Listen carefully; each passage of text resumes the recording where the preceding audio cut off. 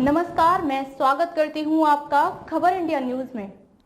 आइए नजर डालते हैं आज की खास खबर पर।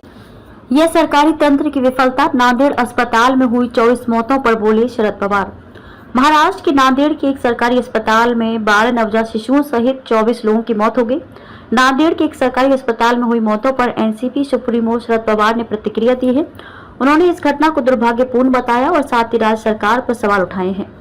शरद पवार ने कहा कि नांदेड़ के एक सरकारी अस्पताल में 12 नवजात शिशुओं सहित 24 लोगों की मौत की दुर्भाग्यपूर्ण घटना सचमुच मन को झकझोर देने वाली है। उन्होंने कहा कि अभी 2 महीने पहले ही ठाणे नगर निगम के कलवा अस्पताल में एक ही रात में 18 लोगों की मौत की दुर्भाग्यपूर्ण घटना हुई थी, लेकिन इस घटना को गंभीरता से न लेने के कारण नांदेड़ के सरकारी अस्पताल में ऐसी ही गंभीर घटना दोहराई गई। ये सरकारी तंत्र की विफलता को दर्शाता है। कम से कम इन दुर्भाग्यपूर्ण घटनाओं की गंभीरता को देखते हुए राज्य सरकार को यह सुनिश्चित करने की जरूरत है कि ठोस कदम उठाए जाएं ताकि ऐसी घटनाओं की पुनरावृत्ति न हो और निर्दोष मरीजों की जान बचाई जा सके। 24 लोगों की हुई मौत। वहीं महाराष्ट्र के चिकित्सा शिक्षा और अनुसंधान विकास के निदेशक डॉक्टर दिलीप महेश्वकर ने बताया कि नांदेड़ सरकारी अस्पताल और मेडिकल कॉलेज जीएमसीएच में 24 लोगों की मौत हुई है। इनमें 12 शिशु हैं, जिन्हें कुछ स्थानीय निजी अस्पतालों से यहां भेजा गया था।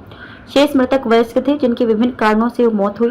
उन्होंने बताया कि छत्रपति संभाजी नगर पहले औरंगाबाद जिले की 3 सदस्यीय विशेषज्ञ समिति का गठन कर उसे मंगलवार दोपहर 1 बजे तक रिपोर्ट सौंपने का निर्देश दिया गया।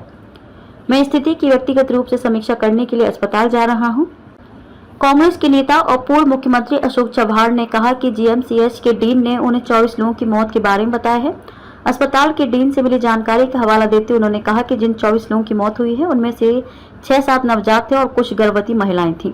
अन्य 70 मरीजों की हालत गंभीर है। कुछ लोगों की मौत अज्ञात जहर संबंधी कारण से हुई।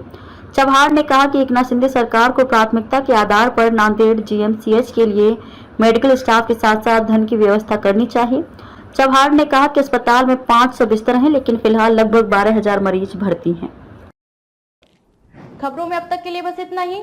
फिर होगी आपसे मुलाकात ऐसे ही एक खास खबर के साथ। तब तक के लिए नमस्कार और बने रहिए खबर इंडिया न्यूज के साथ।